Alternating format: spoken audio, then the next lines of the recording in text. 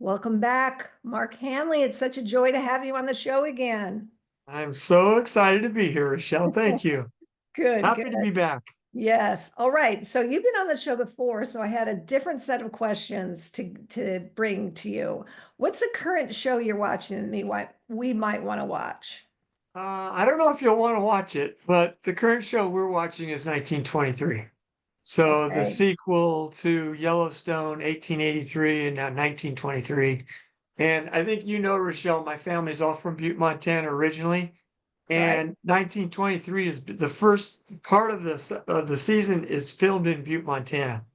So that's Wow. why I'm mostly interested in watching it. Right. And then the second half, apparently they film more in Texas and in maybe Utah because it got so cold up there, the actors couldn't even speak you couldn't even say their words, their faces got so cold. Oh So my, that's why it's been such a huge separation between the first half of 1923 and the second half. that is funny. I did not know that. Well, that's a good one. And Taylor Yeah, Sheridan is, of course, an incredible writer.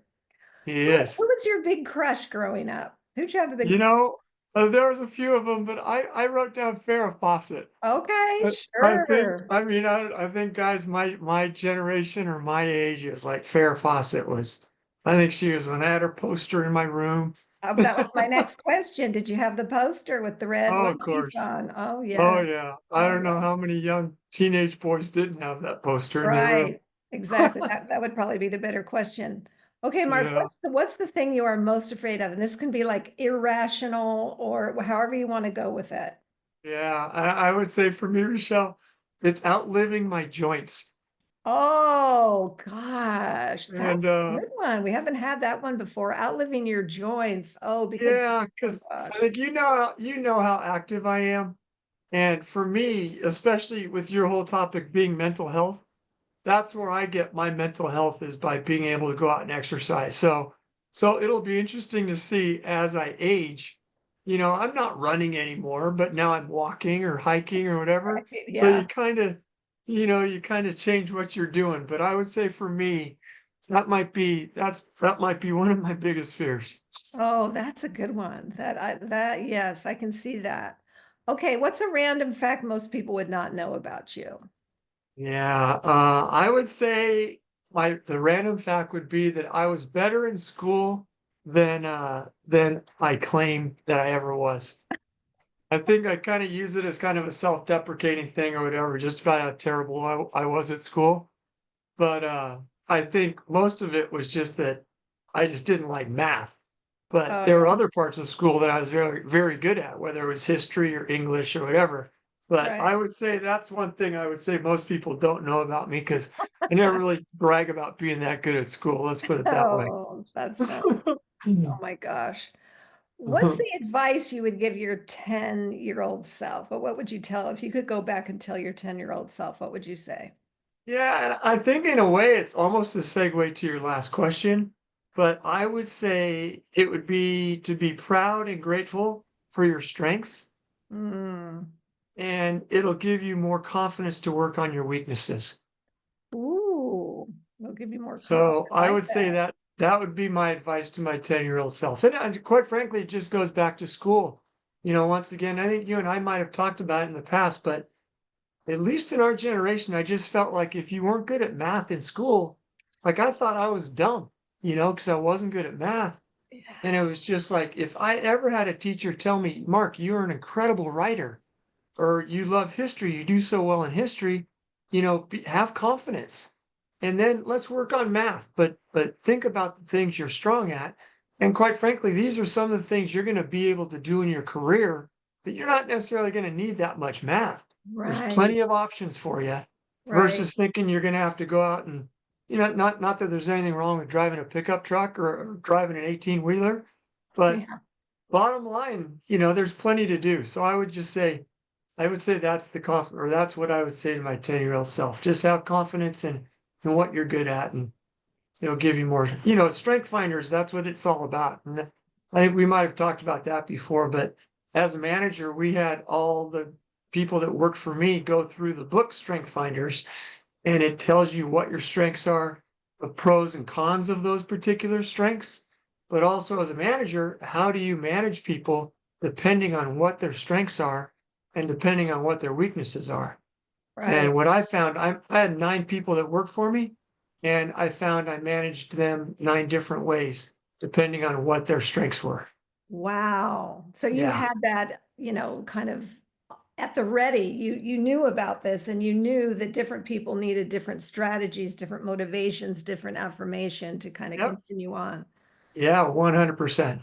And Oh, just, a good example of that is just the fact that as with a competitive background, I was most motivated by managers that would kind of not necessarily share everybody's exact results with each other, but they would say, "Oh, Mark's up 20% to his goal. So and so is up 30% or whatever." But if I wasn't on the top, that would motivate me to work harder the next year. But then what I realized, especially with a brand like Vans, a lot of the people that go to work for Vans were more your independent surfers or skaters or artists or musicians that weren't necessarily motivated by, or they weren't motivated by competition. right, And what I found is like the negative for them is they would look at a slide like that and they would be like, what's he telling me this for? It's like, what, he thinks it's going to motivate me? It's like they're not motivated by that at all because they're not right. competitive. So because of it, I totally changed up the way I tried to motivate them because I realized that's not the way you motivate somebody that's not competitive. Kind of thing. So Right. that's a certain example of what No, that Strength Finders is all about. yeah, that's a really good example. And would you suggest people go through strength finders even if they're not working? Absolutely. Yeah, absolutely. And I think especially for anybody in their 20s, somebody that's still kind of trying to find their direction of where they want to go in business or in their lives or whatever. Just once again, just going back to my same deal where if it helps you be more confident when you find out what your strengths are, I think it just gives you more confidence to work on your weaknesses. Right, right. No, I like that. That makes a lot of sense.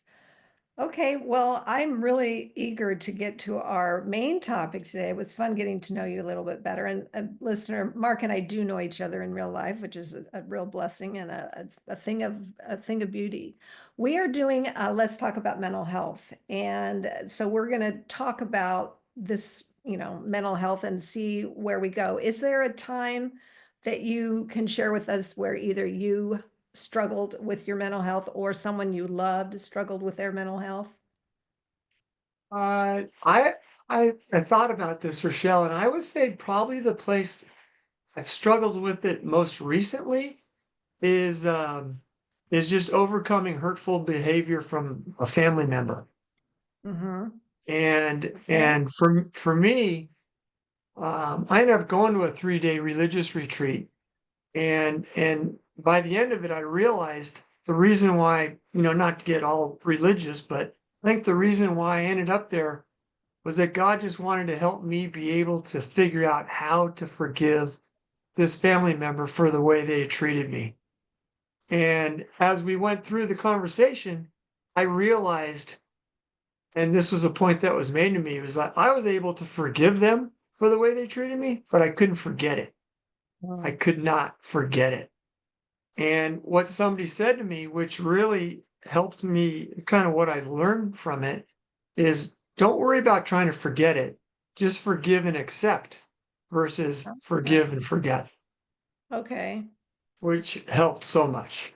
Right. Okay. So focusing on the forgiveness, that's sort of like one step, and then Yep, realizing that we really can't forget it, and then not to worry about, but accepting it instead.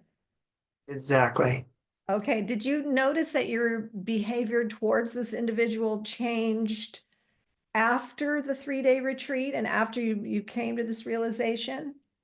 Yeah, I think so. In just the way that I think the bottom line is, you just have to accept them for who they are and just realize that people they aren't necessarily going to change. So just Yes. accept them for who they are, and don't think I'm Yes. going to change them by either, you know, not talking to them, ghosting them, or whatever it might be. Just realize, you know what? They have strengths too, and maybe we just focus on the positives and not worry so much about those negatives. Now, were you able even to take that and to have like a conversation, or was it just more in the way you continue to approach this person? I mean, did you want to or felt you need to like say, hey, I've come to this place and forgiveness is there on both sides, but I'm just curious. Yeah, I think for us, I know there's always different family dynamics, but I think for our particular family, it's usually just water under the bridge and we move on. I Okay. didn't necessarily go back and talk about that particular incident. Right. It Okay. did come up eventually, and Ah, that person definitely, apologized, said, "You know what? I never should have said the things I said. I'm so sorry. I never should have said them." You know, ah, and but I'm glad I brought it up because really the good of it all was that it allowed me to sleep. It got rid of the pains in my chest, that I was having over this whole thing because it just tore me apart. So that was really the good of it is I get to sleep again. So right. Okay. So you had really, it was even in your body. I mean, you had really, through your mind and your heart, it manifested itself in these physical symptoms. no doubt. Yeah. Like Wow. when I've talked to people about it, I've never been to Al-Anon before, but when I've talked to people about the situation, even like when we were at the retreat, some of the people at the retreat said, Mark, you might want to check out Al-Anon at some point. Hmm. And I still haven't, just because we've kind of worked through it. So, but I still Right. think that might be something that would be good for me to check out at some point or another, because it's good this week, but who knows where it might go next week. Yeah, exactly. Oh my gosh, that's a good point. So you got through it through time, and then this 3-day retreat really gave you the place and the space to sort of get to the next step of the healing of it all. And that's what you learned. And then good even came from it down the road when you were able later to have this conversation.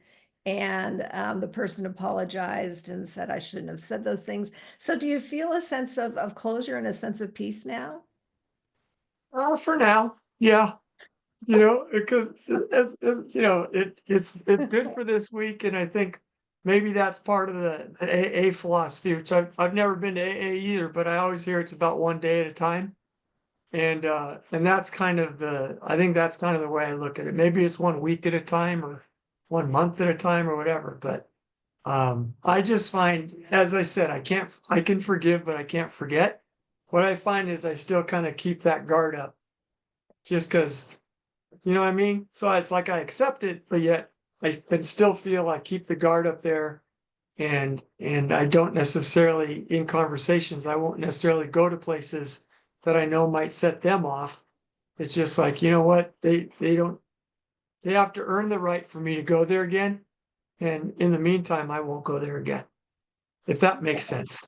Yes, it does. I think we find too, particularly with family members who maybe we have differing opinions on certain topics that I probably shouldn't really engage. In fact, Ron and I were just having this conversation. What do you say when, someone you love and care about, a family member, is like going off in an area where you're like, well, I just don't see it that way. I mean, do you Mm. like get sucked into that whole thing and say, are you kidding me? Da da da da da da da.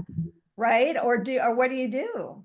I kind of go back to the whole philosophy of religion and politics, where I'm totally tolerant of everybody's opinions. They can have whatever opinions they want, and I know I'm not going to change them. And I think at this point, maybe I would have done that years ago, but now I kind of feel like, especially when you don't get to talk to somebody that often, to spend time on that kind of stuff, to me, it's not worth it. Because I'm not going to change their opinions, and I would just as soon talk to them about how they're doing, how their family's doing, what their kids are doing, and just talk about more positive things and not Yes. necessarily dwell on things that aren't going to change, that just cause contention like that. Yes, because you're right. You're so right. You are not going to change their mind, and they're not going to change your mind. I mean, not in a just in a way of I find sometimes when people kind of go off on the tangents that there's just a little bit of, for lack of a better word, arrogance there, or Mhm, like, but I know. Well, how come you don't know this thing that I know? mhm. And it's like, Yeah, whoa, wait a minute. Can't we yeah, agree to see it a little bit differently? yeah, yeah. And I think what I find with my really good friends, in some cases, they have completely different political views than I do. And we'll just say when we go to surf, it's like, hey, once we're on the water's edge, we don't talk about politics anymore. And we would still try. One other guy's an Irish heritage, just like I am. We both kind of have those Irish tempers. And we just realized, you know what? It escalates so quickly. We just realized a long time ago that our friendship means so much more to us than anything about politics. That it's just like he and I, we don't talk about politics, whether we're on the water's edge or whether we're having coffee after a surf session. We just don't talk about it, period, You just don't go because there. it's just not worth it. Yeah. Not worth it, right? Is there any other? So politics is in that category. Would you say religion is also in that category too? No, not as much, because I think religion is, I think, more personal to people. I don't think they share their religious beliefs as much as they do their political beliefs. Okay. And in some ways, I almost feel like political, sometimes that's kind of almost become a religion. So it's just like, yeah, either way, I don't, I don't know. I think the Dalai Lama said it best when it came to religion, when somebody asked him, in his book, The Art of Happiness. Did you ever read that book, Rechelle?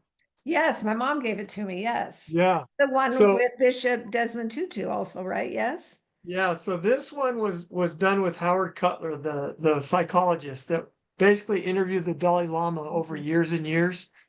And the thing he asked the Dalai Lama is, well, why is Buddhism the best religion? And the Dalai Lama's answer was just like, well, I never said Buddhism was the best religion.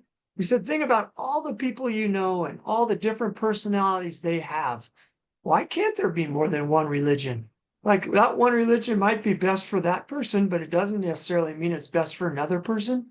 And that's kind of the way I feel about religion. It's like, you know what? You go what makes you feel the most comfortable or whatever.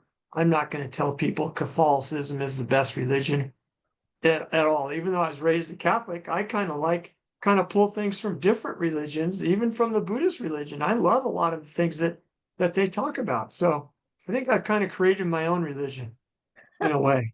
So still all based on God and Jesus Christ, I guess. So Right. not Yeah. necessarily the Buddha or whatever, but either Right. way, that's why I think, yeah, religion and politics can go wherever they want. Yeah. Okay. I think that's an interesting distinction. One's a little more personal and private, not necessarily private, but more personal. And then Hmm. politics is, it's a little more out there in the arena. Hmm. What what advice would you have for somebody experiencing a mental health crisis? I think it kind of ties back. I mean, even the way I ended up talking with you about any of this was because of the Fallen Waterman's Foundation, Rochelle. Yes. Yes. So, and I think too, just to preface for the listeners too, I'm not a therapist, I'm not a psychiatrist or anything like that. But the Fallen Waterman's Foundation, we started including counseling in our mission just because we realized that just giving out scholarships to the children of fallen watermen and women, it wasn't enough because a lot of these kids weren't ready to deal with going to college. They had to deal with their grief first. And that's where I started talking with some of my friends that are family therapists or psychotherapists or clinical psychologists. And once somebody needs help, we put them in touch with the experts. I'll put them in touch with the experts that can truly help them work through their grief or work through whatever they're having issues with. Right. So for me, um, I guess first it's almost cliche to say, but I think you can pray for guidance. I think it's one of the first things you can do. And then secondly is to seek help. Right. Just seek help from, and it might start with just your friends. And I think Right. we might have talked about this before, but especially with men, not to focus on men, but I think I understand men better than I do women. But Yes. but it's such an example where we had two guys from Fort Point, two locals from Fort Point take their own lives during the pandemic. And none of us had any idea Oh, that they were struggling at all. And especially with men, we'll talk about our bad necks or our bad shoulders, but we won't talk about what's going on upstairs because we feel like it shows weakness. mm, It's, oh yeah, yeah, whatever. You know what I'm saying? It's like right. people think, oh, Yes. you're showing Yes. weakness. So we kind of evolved the mission of the Fallen Waterman's Foundation to actually offer guidance and counseling to people that haven't done something to, or they haven't had something bad happen to them, to try to Right. almost be proactive in getting them help. So I think that's the piece too. And the other thing I talk so much about is just, especially with men, is just being observant of your friends. Fort Point's a perfect example, or the local surf spot. Same guys show up all the time, but Right. then you might see somebody not show up anymore. And that's usually the first sign that something's going on. And why aren't they showing up? What are they dealing with? And maybe that's the time you make the call just to check in on them, see how they're doing. Yeah. Exactly. And sometimes, I mean, I literally just had a conversation with one of my best buddies yesterday. We talked for 2 hours, and we Oh, were probably an hour and 45 minutes into it before anything came up about how much he was struggling with one thing or another. And then it came out that he was struggling with all this stuff, but it took an hour and 45 minutes. And I've known him since we were 11 years old. And oh it my. took me that long to figure out something was wrong because he wasn't going to talk about it out up front, you know? So Oh, anyway, I think that's my best advice on that front. Just coming from the layman once again, not from right. being a therapist or whatever, Of but just course. I think Yes. listening and being observant to Right. what's going on in the community around you and those close friends. I think that's such a huge piece. That is a really huge piece. In fact, we just had a guest really recently who talked about check in on your people and that same Hmm. sort of thing. If something just seems a little off, just what's going on? You doing okay? Yeah. Want to talk? I mean, whatever it is. It's a very simple thing and it's very doable. And there really isn't any reason not to do it. And like you said, if you notice, oh my gosh, so and so hasn't been here in so long, what's going on with them? It Yeah. just doesn't take that long just to check in.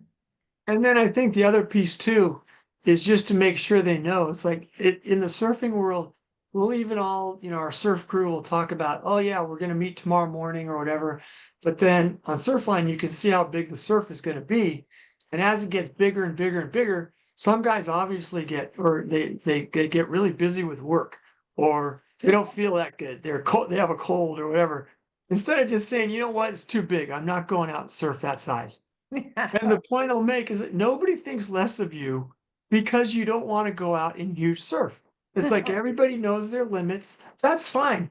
It's like we respect that you know your limit, that you don't push into an area that you're not comfortable with. And it's Right. the same thing. It's just once again letting somebody know when they do maybe open up that, hey, I don't think any less of you because you've brought this up that you're struggling. Mhm. It's like that's not where we're going. It's like, so I think Right. that's the other piece too, especially once again, dealing with men in these situations. No, I think that is a very key, important point. I don't think any less of you because fill in the blank, whatever it is. And I think Exactly. that what that shows is that you are showing them that you are a safe person, no matter Hmm. what comes after the because, or no matter what they share. And that is important that everybody has a safe person, somebody they really Hmm. can, reveal themselves to. And I love all your points about men because you're right. It is going to be different for a man than it is for a woman. 100%. It's Yeah. like, my wife, my sister-in-laws. It's amazing how many words they can use in 1 minute. Whereas a lot of time as the brother-in-laws get together, we've used up our quota within 1 minute. And there's nothing else to talk about except to watch the football game or whatever. Right. That But is there so is something to funny. be said. I just think women have a tendency more to talk with each other about that, about their problems than men do. Yeah. It's not necessarily part of our DNA, I think, because it comes back to feeling like, oh, you're weak because you're talking about this. Whereas you can talk about your bad knee because you wore it out or whatever. So It's definitely something to be said for all And that. I think we need to get the message out that it actually shows that you're stronger to be able to reveal a vulnerability. It takes Mhm. strength, it takes bravery, it takes courage. Yeah, yeah, Yeah. yeah, it's true. And it Now, was funny, go like I ahead. go back to that religious retreat that we did, Rochelle. Uh-huh. It was men only. And it was Oh, so different to be in a group of men just talking about different things because I think they were, in a way, almost more willing to open up than if there had been women in the group too. I don't think you would have had the same conversations that mm. we got to have just specifically as, a group of men. Well, whoever organized that really knew what they were doing because women Yeah. are very conversational by and large, and we Yes. do like to talk and we do like to share. And we do, I mean, all those things that make us who we are. And we Yeah. probably would have monopolized a lot of that time. Yeah. So it was Yeah. good for it to be men only so that you guys really had the chance. Yeah. Yeah. Exactly. Although in some ways, I would almost like to go to one with my wife, just because then she could have experienced all the things that I experienced as well, just so we would have come out of it on the same page, just kind of knowing what we had been through. Right. Well, But I'm sure they offer them for couples. yeah, I think they do. I know my brother and his wife went to one a long, long time ago. So it's Yeah. Curcio. It's put on, I think, by the Catholic Church and the Episcopalian Church. Oh, But okay. the thing that drew me to it was that it wasn't just for like a specific denomination. It was just all Okay. Christian, any Christian denomination could come. The only requirement was that you'd been baptized.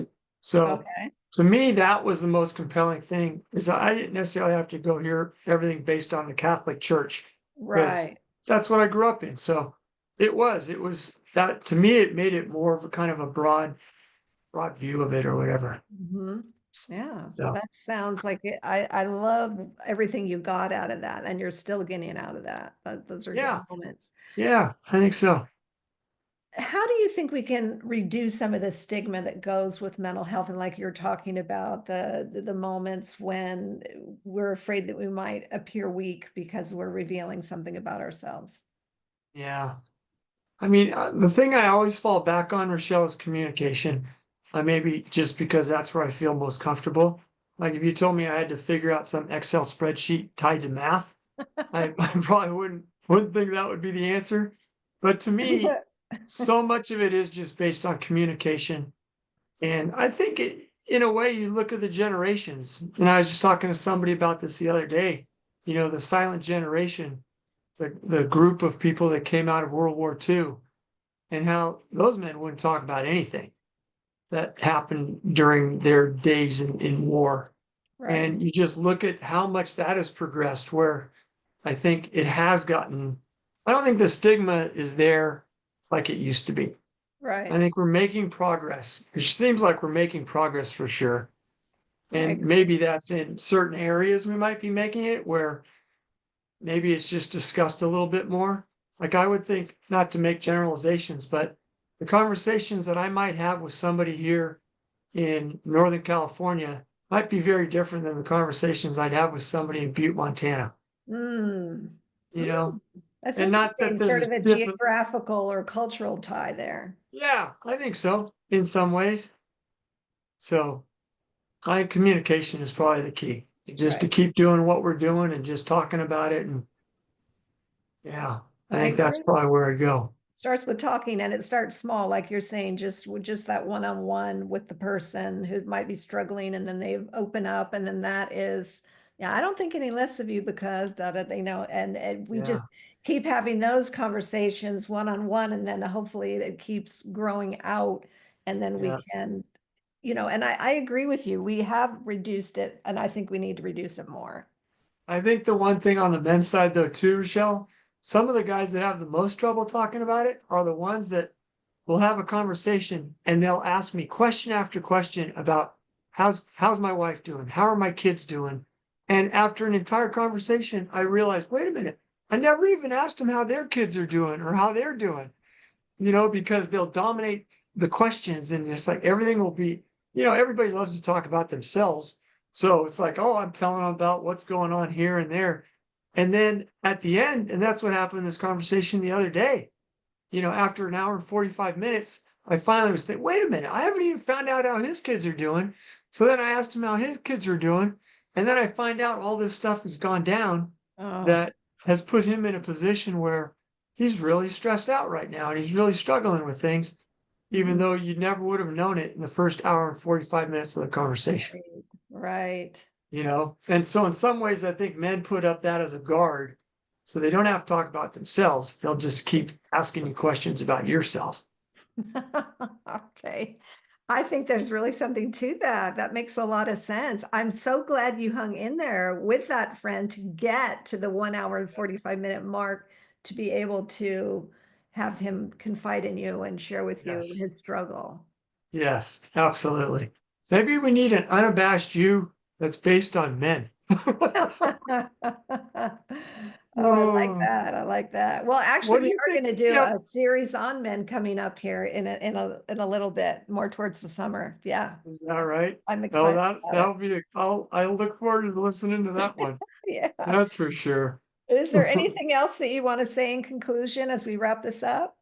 No, I love what you're doing, Rochelle. You're doing a great job, and it's so fun. I'm so honored to have you even ask me come back a second time. That's like I guess I must have done all right on the first time around. So no, it's Well, I'm honored to be part of it, and just congratulations on so much success too. well, thank you. And I just feel like conversations, one conversation at a time is it's really an honor to be able to carve out just half an hour, 45 minutes, like you were talking about with your friend, to just have a Mhm. one-on-one conversation about fun things, but then also, important, more serious things, and to get somebody else's thoughts and ways to approach. I just, it's a sweet spot for me. I absolutely love Love it. it. Okay, Mark, Good. I Fallen Waterman's Foundation, where can people find that? Yeah. So it's fallenwatermansfoundation.org. And Waterman's is spelled Mans, which I know grammatically that's not correct, but it's Fallen Waterman's Foundation. Okay, so singular on the man, Hmm. right? But And then singular, just S, no yes. apostrophe or anything like that. Okay, Just and Fallen because, Waterman's right, and I, Foundation.org. I don't think that that's necessarily incorrect grammatically because, if we were making a website, we don't have apostrophes and punctuation other than the period in a Mhm. website. So, Yeah. and you're talking Yeah. about one person fallen at a time. You're not talking about, a whole slew of more than one man. So I'm just throwing that Yeah. in there. I think it's great. Well, and the whole point with it though, too, and you know this, it's not just for men either. It's Right. watermen and women. There's just not really a term that identifies both those at the same time as water person or whatever. But I think anybody in our community, and it's not just about surfers, it's about divers and stand-up paddlers and foilers and kiters. It's pretty much anybody that's made the ocean part of their lives. That's the piece of it. And I think the other piece too is just it's not just open to people that have had something tragic happen in their families in the water. It could also be somebody that ended up with brain cancer or gotten a bad accident or whatever and have left their kids behind or their spouse behind. Because a Mhm. lot of the counseling ends up helping the spouse too that's left behind, not just the kids. Initially, it was all about the kids, but then I realized a lot of times the spouse needs a little help too. So, Absolutely. And then yeah, how long so has it been in existence, the foundation? so we got our 501(c)(3) status back in 2010. And it's just kind of evolved from just doing scholarships. We've given out $180,000 in scholarships now over the years. And it's Wow. for just continuing education, whether it's a 4-year bachelor's degree, extended into master's or PhDs, but it can also be for Wow. vocational school too. We ended up just helping a guy from San Diego actually that broke his neck diving into the water at Mission Bay, and Oh, he'd been a no. competitive surfer at San Diego State. Oh, no. And he's basically in a wheelchair now. So we're actually helping him with his medical bills and Wow. his physical therapy. And he's doing great. He's coming back, but it's going to be a Good. long road. His name was Yeah. Colin Boss or Bossy, Bosse. And BOS. there was a fundraiser or like a GoFundMe for him in the San Diego area. Oh, I And heard somehow about we found out that. about it, and so we've helped him out as well. Oh, good for you. Oh, and you found out about it and you reached out to them. So you people, Yes. you don't even I mean, yes, people can reach out to you, but if you hear about something, you reach out to them. And that is really a picture of beauty right there because you're not, I'd say yeah. probably 80% of the people we've helped, we found out about them. They didn't know about us. Because it's like Uh, we don't have that great of a following. So usually we find out about them through people in the community, or there'll be an article in the newspaper about we had another guy die at Ocean Beach, December of 2023. And mm, none of us really knew him that well, even though he'd been around. None of us really knew him by name. But same thing. So we found out about him based on the article that came out on Surfline or SF Gate or wherever it might have been. So yeah, most of the time it's just we find out about different instances and then we approach the family and offer the counseling. And in some cases, it might take them a year or two before they ever get to the point where they feel like they're ready for counseling, or mhm. they just want to even pursue it at all in that way, just Right. because they're dealing with so much other stuff at the time.